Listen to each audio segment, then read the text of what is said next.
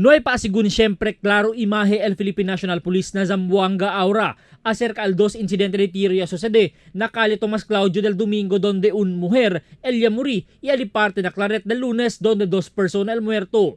Es el cosa y habla el portavoz del mando policía local, Chief Inspector Ellen Galvez. Ya contesta también el PNP acerca el pasaplit y pedido del alcalde Ben Climaco con el PNP por causa hindi asigun el satisfechaw na mataan sa ta sucede na sentro del pueblo por causa ta silbi este mal imahe na di aton syudad.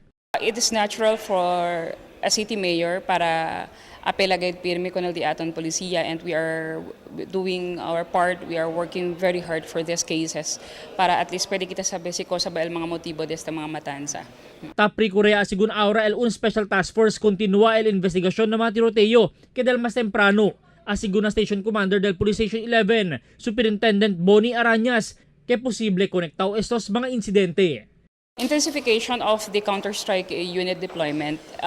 Amo kita yung kwento de mas temprano con el di aton operation officers na asi kita mas intensifikaw el counter-strike unit deployment na mismo Centro del Puebla. Ya asigun mas mapursa el PNP con el di ila counter-strike operation na Pueblo principiando esa semana y que de mas visible na ojos del mga publiko na Pueblo.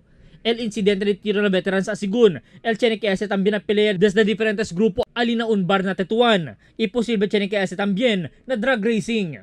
Tapla niya finaliza ahora el PNP con el un mas grande simultaneous operation kontra con el di ila mga targets na Pueblo. Albert Luna, Dateline Zamboanga.